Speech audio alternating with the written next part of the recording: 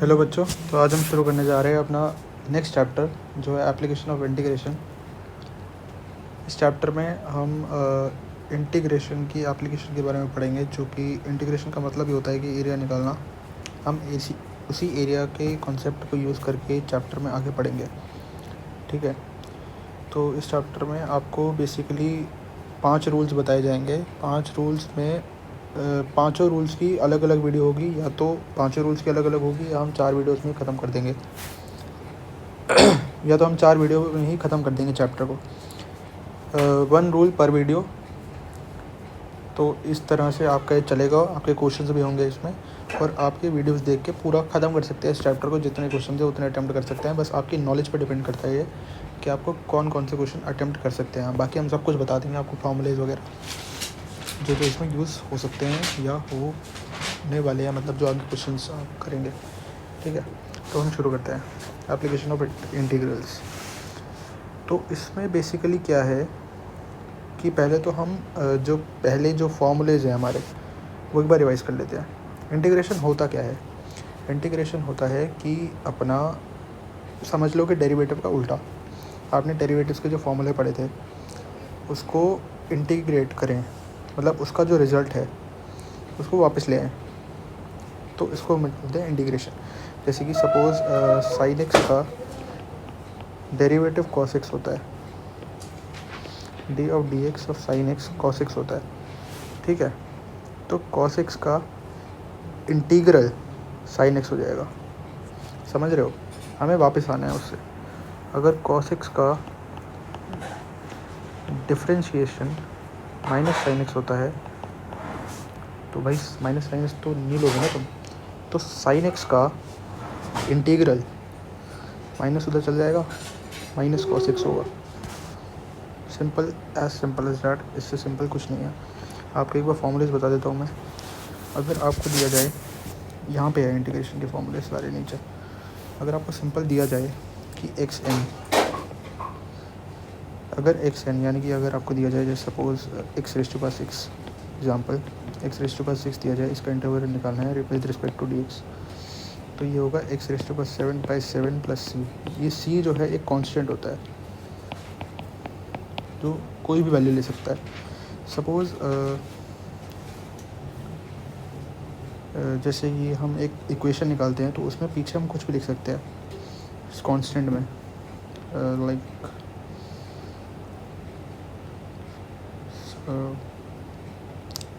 Suppose कुछ भी equation हो गई, 4x - 5y = 6 = 0। मतलब क्या भाई, तुम क्या यूज़ कर रहे हो? वैसे ही है ना कि ये पीछे कांस्टेंट आएगा जब तुम इनडेफिनिट इंटीग्रेशन करोगे। लेकिन डेफिनेट में क्या होता है कि सी की वैल्यू डिफाइंड होती है एक उसके लिए। ठीक है, अगर आप डिफरेंशिएट कर रहे हो, ठीक है, अगर आप डिफरेंशिएट कर रहे हो, ठीक है, मैं बताता हूँ। डिफरेंशिएट कर रहे हो ना, तो एक्स रेज टू पावर 6 + 1 का डिफरेंशिएशन क्या होगा?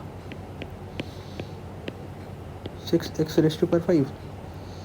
ठीक है, लेकिन इसका इंटीग्रल क्या होगा ये बताओ एक बार। इसका इंटीग्रल अगर हम पीछे जाएंगे ना, तो 6 से 6 गया, तो x रेज टू पावर 6 आ गया। 1 के साथ नाइंसाफ़ी हो गई। ठीक है, ये 1 कहाँ गया ये 1? ये 1 जो है इसको हम c में इंक्लूड करते हैं, मतलब इंक्लूड करते हैं हम। ये c कोई भी वैल्यू ले सकता है। अगर suppose x raise to power 6 + 1 है, तो इसका जो डेरिवेटिव है वो भी 6x रेज टू पावर 5 आएगा। अगर हम ले लें कि x रेज टू पावर 6 + 7, तो इसका डेरिवेटिव भी 6x रेज टू पावर 5 आएगा। सेम है दोनों, तो कांस्टेंट की वैल्यू डिपेंड नहीं करती अगर हम डेरिवेटिव लेते हैं तो इसलिए हम c को लेते हैं। डेफिनेट में क्या होता है कि एक डेफिनेट वैल्यू आती है।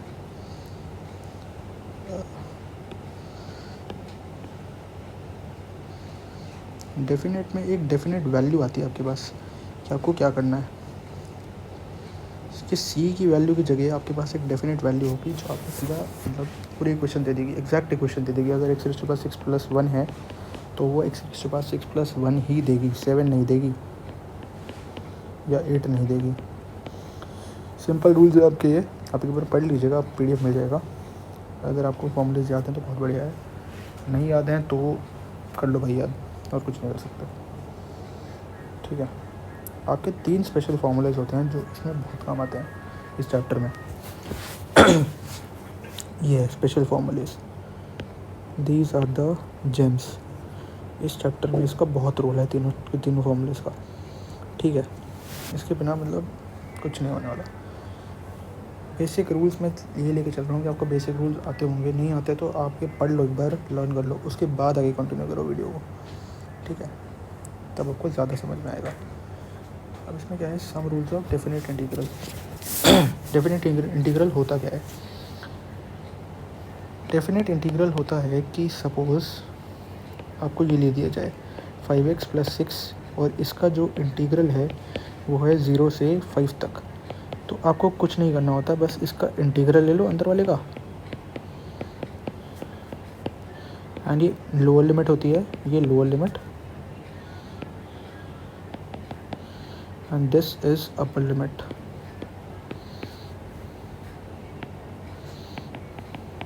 ये होती है अपर लिमिट।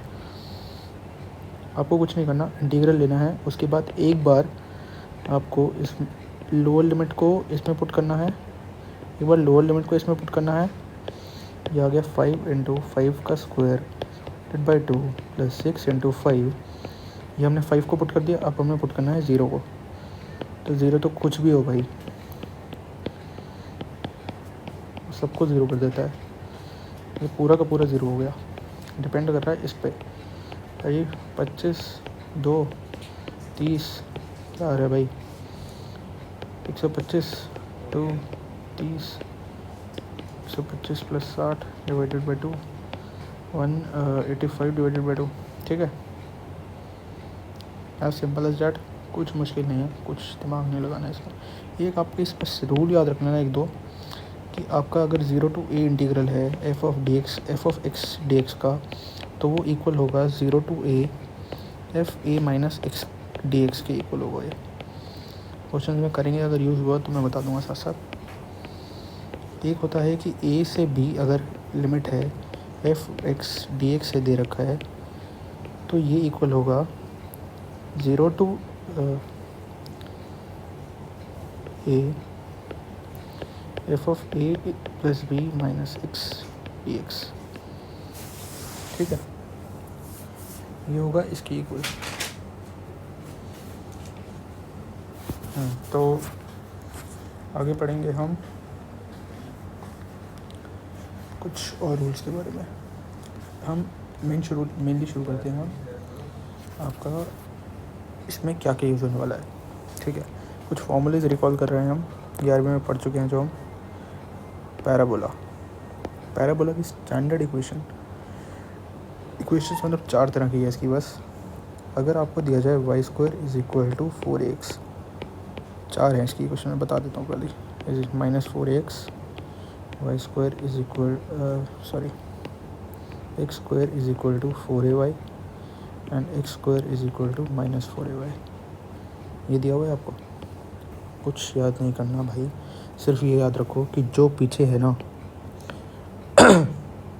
जो पीछे है, ये x पीछे है ना, तो इसी के सिमेट्रिक एक पैराबोला बनेगा।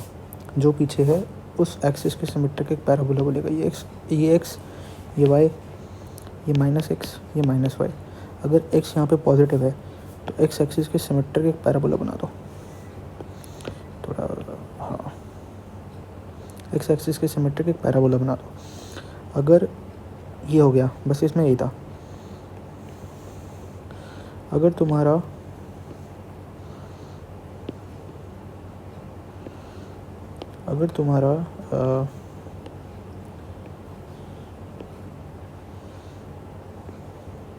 x है, आगे x है, ठीक है, लेकिन आगे का साइन चेक करो, यह है -xy -x -y, ठीक है। x के साथ माइनस का साइन है, सीधा आगे जो लिखा हुआ है 4a के साथ जो लिखा है, या जो सिंपल लीनियर टर्म में लिखा है, उसका साइन और उसकी मतलब क्या है, उसका साइन चेक करो। अगर +x है तो positive first quadrant, positive x axis के सिमेट्रिकल। अगर नेगेटिव -x है तो नेगेटिव x एक्सिस के सिमेट्रिकल, ठीक है। ये होगा सिंपल रूल है, सिंपल एज दैट, ठीक है। तो यहाँ पे -x दे रखा है, ये माइनस एक्स के सिमेट्रिकल बन गया ऐसे ही। अब आप बताओ भाई, प्लस पॉजिटिव वाई है, पॉजिटिव वाई यहाँ होता है, कहाँ होता है, यहाँ होता है भाई, देख ले, ऐसे बन जाएगा। वाई है, माइनस का साइन है, तो ये नीचे बन जाएगा क्योंकि माइनस वाई यहीं होता है, एक्स और माइनस एक्स। ठीक है, ये हो गई हमारी चारों इक्वेशंस। इसके कुछ मॉडिफिकेशंस होते हैं, आगे बताएंगे जैसे जैसे आएगा। उसके बाद होता है सर्कल। सर्कल की स्टैंडर्ड जनरल इक्वेशन होती है एक्स माइनस एच का whole square plus y minus k का whole square is equal to r square, जहाँ पे एच और के इसके सेंटर होते हैं। सपोज हमने एच के को 0 ले लिया, 0 तो इसकी इक्वेशन हो जाती है x square plus Y square is equal to r square, and this is the standard equation, यानी कि इसका सेंटर ओरिजिन पे लाई करता है। ये आपका सर्कल बन जाएगा। ठीक है, इसमें रेडियस आर यूनिट्स होता है। ये जो है आपकी इक्वेशन आप मेन मान लो, बस इसमें 0 तो पुट करना है। ये आपके सेंटर्स हैं दोनों, सेंटर के कोऑर्डिनेट्स हैं, और ये आपका रेडियस है। इसकी एक और इक्वेशन है, क्या इक्वेशन है, पहली इक्वेशन, ये दूसरी इक्वेशन मान लो, X square plus Y square plus 2gx plus 2fy plus C is equal to 0। यहाँ पर आपका सेंटर जो है वो माइनस जी माइनस एफ को डिनोट करता है। ये माइनस जी रहा भाई, ये जी रहा, ये एफ रहा, दोनों के बीच में माइनस का साइन लाना है। अगर आपको इसका रेडियस निकालना है तो उसका फॉर्मूला होता है G square plus F square minus C square. ये हो गया आपका रेडियस का फॉर्मूला। तीनों भाई दिख रहे हैं ना, कहाँ है, जी ये रहा, एफ ये रहा, सी ये रहा। सिंपल सीधा साधा पुट करना है। तीसरा लेते हैं हम एलिप्स। एलिप्स का क्या है भाई कि अगर आपकी इसकी स्टैंडर्ड इक्वेशन होती है x square by a square plus Y square by b square is equal to 1। इसकी दो इक्वेशन हैं एज इट है, मतलब ऐसे, b square plus Y square by a square is equal to 1। भाई मैं क्या करता हूँ कि मैं इसको ए ग्रेटर देन बी ले लेता हूँ हमेशा। ए बी से बड़ा है तो जिसके नीचे बड़ा वाला है उस एक्सिस के सिमेट्रिकल एक एलिप्स बनेगा। समझ रहे हो, जिसके नीचे एक्स के नीचे बड़ा वाला है तो एक्स एक्सिस सिमेट्रिकल बनेगा, वाई के नीचे बड़ा वाला है तो वाई एक्सिस के सिमेट्रिकल बनेगा एक एलिप्स। बस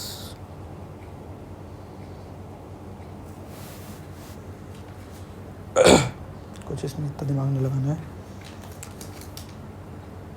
ठीक है, तो कुछ दिमाग वाला काम नहीं है इसमें। अगर रिपीट कर देता हूँ, अगर फटाफट पैराबोला है, आगे वाला साइन देखा, ये देखा, साइन देखा पॉजिटिव है तो एक्स एक्सिस की पॉजिटिव, एक्स है माइनस है तो नेगेटिव एक्स एक्सिस, पॉजिटिव है वाई तो positive x axis, negative y तो नेगेटिव वाई एक्सिस। सर्कल की दो इक्वेशन, एक्स माइनस एच का whole square, x minus h का whole square y minus k का square is equal to r square. ठीक है, सेंटर अगर 0 हुआ तो ये हो जाएगी स्टैंडर्ड इक्वेशन। दूसरी इक्वेशन हमें दे रखी है x square plus Y square plus 2gx plus 2fy is equal to c, c equal to 0। Centre यहाँ पे हमें देता है माइनस जी माइनस एफ। ठीक है, आर की इक्वेशन हमें देते हैं G square plus F square minus C square. आपको जी और एफ तो दिख ही रहा है, सी भी दिख रहा है। एलिप्स में क्या होता है, हम एक कंडीशन लेते हैं, इसमें भाई लाइन बना देते हैं। एलिप्स में हम एक कंडीशन लेते हैं कि आपका ए बी से बड़ा है तो जिसके नीचे बड़ा वाला है ना उसके सिमेट्रिकल होगी, उस एक्सिस पे होगी वो। ठीक है, जिसके नीचे बड़ा वाला है, वाई के नीचे बड़ा वाला है तो वाई एक्सिस पे बनेगा, हो गया। ठीक है, एक आप अगर आपको बोला जाए, ठीक है, अगर एक क्वेश्चन है कि आपको बोला जाए इस ट्रायंगल का एरिया निकालो, पे ये 20 है, ये 40 है, सॉरी 04 है, ये ओरिजिन है, ये ए है, ये बी है, इसका एरिया निकालो। भाई क्या होगा, देख, 2 यूनिट्स का एरिया है, 20 एक्स कोऑर्डिनेट होता है ना भाई, ये 4 का हो गया, एरिया को क्या बोलेंगे हम, half base into height, half into 2 into 4, 4 square units आ गया एरिया।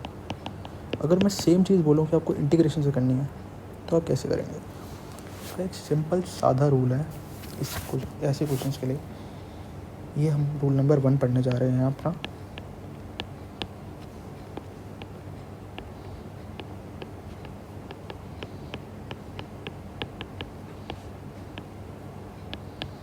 रूल नंबर 1, सपोज़ आपको ये दिया जाता है एक कोऑर्डिनेट एक्स और वाई का, आपको दो लाइंस दी जाती हैं, x a, x is equal to a and x is equal to B.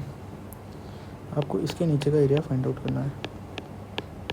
तो इंटीग्रेशन कहता है कि अगर आपके पास एक कर्व है, अगर सपोज़ ये आपका कर्व है y is equal to f x, ये लाइन कौन सी लाइन है भाई, ये लाइन है, ये जो लाइन दिख रही है ना ये, अगर ये आपकी लाइन दे रखी है और आपको इसके नीचे का एरिया फाइंड आउट करना है, तो इंटीग्रेशन कहता है कि उसका इंटीग्रेशन कर दो, उस कर्व का इंटीग्रेशन कर दो, तो आपको इसका रीजन मिल जाएगा। ये आपको शेडेड एरिया कैसे मिलेगा मैं बताता हूँ। Shaded area is equal to area of curve under y is equal to fx. This is the curve up to x axis तक पॉजिटिव वाले, बस यहीं तक है, मतलब जो भी है इसके नीचे नहीं जाएगा। x axis in between a and b, a and b इसकी लिमिट्स है, क्योंकि यहाँ पे x a है तो y का जो भी वैल्यू हो आप पे डिपेंड नहीं करेगा, ठीक है। इसका एक फॉर्मूला है कि a से b तक इंटीग्रेट करो, एफ एक्स जो आपकी कर्व है dx, या फिर आप इसको ऐसे बोल सकते हैं, और a is equal to a to b y of curve in the sense कि y की वैल्यू सपोज ये है 5x + 7, तो y की वैल्यू x के टर्म्स में, x की वैल्यू है मतलब यहाँ पर टोटल सबको, अगर कोई पूछ ले तो ऐसे ही होता है, ठीक है। अब इसी क्वेश्चन को ना हम इंटीग्रेशन से करते हैं। सपोज ये आपका क्वेश्चन है, ये 20 है, ये 04 है, ये एरिया निकालना है आपको, एंड इस कर्व की क्वेश्चन हमें दे रखी है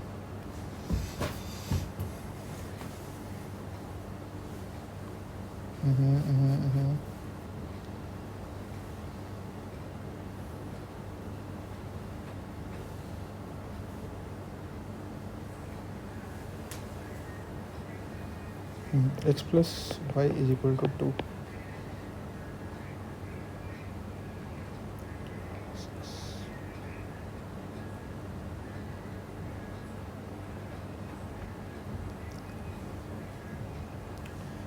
ठीक है, x + y is equal to 2। तो आपको क्या करना है कि x + y के टर्म्स में क्या होगा, 2 - x, y के टर्म्स में आ गया। अब y के टर्म्स में आ गया, अब इसको आपको एरिया को क्या करना है कि एरिया की पहली x का कोऑर्डिनेट और दूसरे x का कोऑर्डिनेट 0 से 2 - x dx, इसको बताया हमने कैसे सोल्व करते हैं, 2x - x² / 2, ठीक है 2 and this is 0, 2 × 2 - 4 × 2,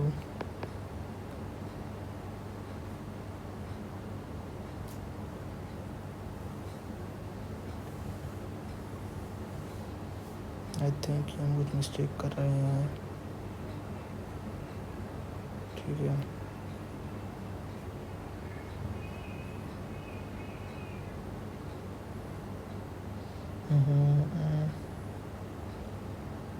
ये क्वेश्चन छोड़ो, ठीक, फिर मैंने क्वेश्चन सही नहीं है लग रही मेरे को।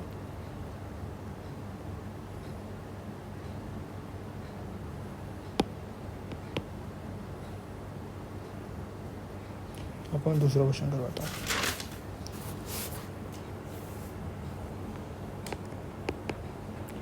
दूसरा क्वेश्चन करवाता हूँ आपको। Using integration find area of circle x square plus Y square is equal to 25। इसमें क्या है, x square plus Y square is equal to 25 है। इसका आप सीधा सीधा देख सकते हैं कि सेंटर 0 0 है। एक्स माइनस एच का whole square y minus k का whole square is equal to r square. K और एच 0 0 है। आपको इसका ग्राफ बनाना है अगर, तो कैसे बनेगा, ऐसे ऐसे सेंटर पे एक circle, this is not looking like a circle, centre पे एक सर्कल, ठीक है। तो इसमें इसके बाद क्या होगा कि आपको ये निकालें, तो इसका एरिया जो है, अगर आप इसके कोऑर्डिनेट्स फाइंड आउट करेंगे ना, तो आपको इसके कोऑर्डिनेट्स मिलेंगे 5 0 एंड 0 5। कैसे कर सकते हैं, एक्स को 0 पुट कर दो, एक बार वाई को 0 पुट कर दो, दोनों में आपको जो है कोऑर्डिनेट्स मिल जाएंगे। ये है 0 -5 एंड दिस इज -5 0। अब सर क्या करना है, इसके बाद तुम्हें पता है, इसके बाद करना है आपको इसका एरिया निकालना है टोटल। तो आपको सबका एरिया निकालने की ज़रूरत नहीं है,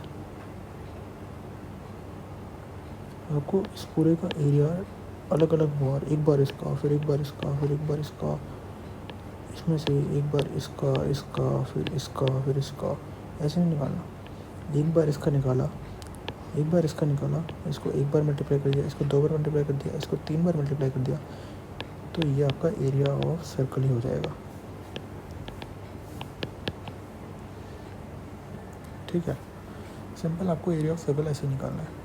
अब इसमें हम कैसे करते हैं, कैसे अप्रोच करेंगे इसको, हमें ये देखना है कि आपका जो है, सबसे पहले आपको क्या करना है कि y को x के टर्म्स बनाना है। तो एक्स स्क्वायर, हमारे पास इक्वेशन है x square plus Y square is equal to 25। Y x को उधर ले गए तो 25 minus x square, y is equal to 25 minus x square. हमारा पहला स्टेप तो कंप्लीट हो गया कि हमने y के टर्म्स में इक्वेशन को ले आए, ठीक है। अब इसको हमने सिर्फ इंटीग्रेट करना है, कुछ नहीं करना। आपको कर्व की इक्वेशन पता है, कर्व की इक्वेशन आपको पता है कि ये है, ये कर्व है, कर्व सर्कल कुछ भी कह लो, ये सर्कल है, आपको उसकी इक्वेशन पता है। आपको बस इसके नीचे का एरिया निकालना है। इसके नीचे का एरिया निकालना मुश्किल है, ये निकालना है बस आपको, इसको 4 से मल्टीप्लाई कर देना है, ठीक है। ये है कर्व, एरिया निकालना होगा, शेडेड एरिया। तो इसमें क्या करेंगे, हम एक्स कोऑर्डिनेट को देखेंगे, 0 से 5, 0 एंड 5, वाई के टर्म्स में x, तो ये हो गया 25 माइनस एक्स स्क्वायर dx। इसको 4 से मल्टीप्लाई करना है ओवरऑल। 25 माइनस एक्स स्क्वायर का एक फॉर्मूला पढ़ा था हमने, कौन सा फॉर्मूला पढ़ा था, एक फॉर्मूला होता है x square A square minus x square is equal to X by 2 root of A square minus x square plus A square by 2 sine inverse X by A, ठीक है। ये होता है आपका फॉर्मूला। एक सेकंड, आपका जो पीछे फॉर्मूले हैं, हाँ मुझे लगा था कुछ गलती है, तो इसमें आपका स्क्वायर नहीं है, ये है। अब ये आपको फॉर्मूला सिर्फ सीधा यहाँ पे अप्लाई करना है। इसको 4 से मल्टीप्लाई किया, इसको इक्वेशन निकाली, तो ये हो गया x/2 into root of 25 minus x square plus 25/2 sine inverse x/2। आपको लिमिट्स पता है 0 से 5 तक की, ठीक है। एक बार 5 को डालो, एक बार 0 को डालो। अब ये मत कहना सर 0 तो हमेशा 0 ही आएगी, ऐसे में आती है लेकिन कुछ केसेस में नहीं आती, तो एक बार डाल के देख लो, ठीक है।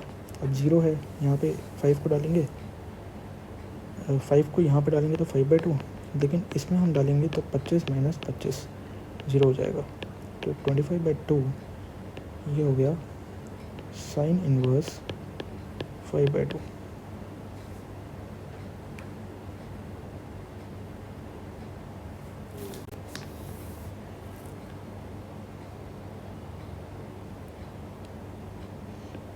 Sine inverse 2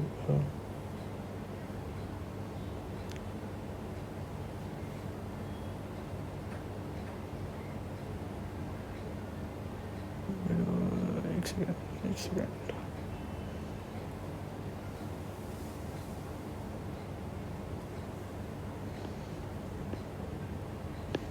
sine inverse 1 minus 0 plus 0, क्योंकि इसमें आप 0 डालेंगे तो 0 आएगा। ये हो गया 4/2 25/2 into π/2 2 to 4 25 pi is the answer. Square units 25 pi square units का आंसर है। ठीक है, बस देख लो क्या किया हमने। कर्व में इसका एरिया निकाला, इसको 4 से मल्टीप्लाई कर दिया, इसको ये 4 से मल्टीप्लाई कर दिया और बस इंटीग्रेट करके सॉल्व कर दिया। आपका 25 पाई आंसर आएगा। ठीक है, अगर हम एक और क्वेश्चन करें इसके ऊपर, एलिप्स से related, find area of ellipse x²/9 + y²/4 = 1। Area of ellipse, एक बात पढ़ी थी हमने, ए हमेशा बी से बड़ा होता है, ए हमेशा बी से बड़ा लेना है।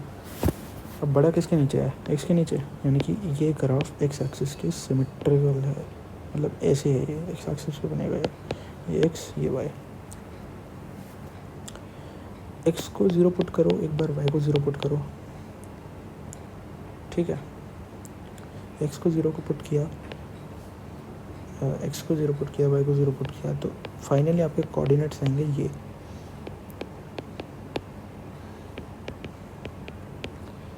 एंड -2 0।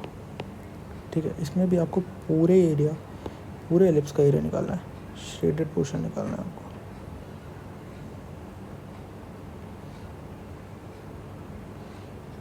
ड्राइंग थोड़ी गंदी है। ठीक है, शेडेड पोर्शन निकालना है आपको, पूरा जो पिंक से शेडेड है पूरा एरिया निकालना है। अब एक बात बताओ, अगर जिसको मैं ब्लैक से मार्क कर रहा हूँ उसी को अगर आप 4 बार मल्टीप्लाई कर दोगे तो आपको एरिया मिल जाएगा, क्योंकि ये सिमेट्रिकल होते हैं। सिमेट्रिकल का एरिया ऐसे ही निकलता है। First step. ठीक है, अब आपको ये तो पता है कि करना क्या है। एक्स कोऑर्डिनेट है, वाई कोऑर्डिनेट, दोनों के एक्स कोऑर्डिनेट है हमारे पास। तो हमें फर्स्ट स्टेप क्या है कि हमें जो इक्वेशन है वो वाई के टर्म्स में लानी है। हम इसको लिख सकते हैं इस इक्वेशन को, 1 - x²/9 x²/9 + y²/4 = 1। हम इसको लिख सकते हैं ऐसे, और हम इसको ऐसे भी लिख सकते होंगे।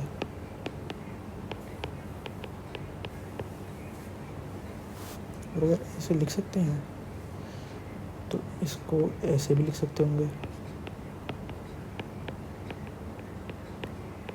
लिख सकते हैं, हाँ लिख सकते हैं। ठीक है, आपको शेडेड एरिया निकालने के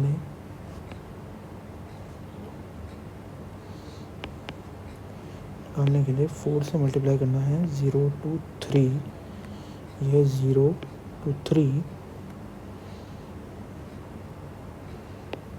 of 36 - 4x²/9। यही आ रहा है भाई, डिवाइड तो कर लोगे ना, डिवाइड करके देख लो। अगर हम इसमें से बाहर निकाल लेते हैं 4/9, 4/9 को बाहर निकालते हैं, 4 × 2/3, 0 to 3, and this becomes 9 - x²। Same formula जो हमने ऊपर यूज़ किया था वही लगेगा, 8/3, and this becomes x/2, 9 - x² + 9/2 sin inverse x/3, 0 to 3।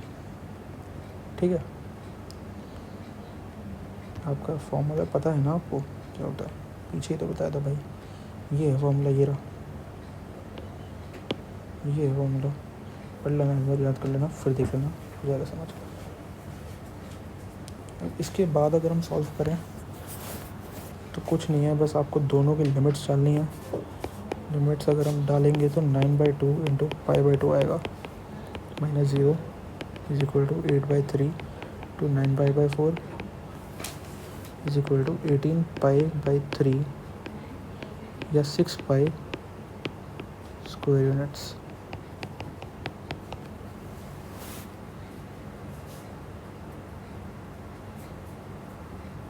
ठीक है, यही आएगा इसमें।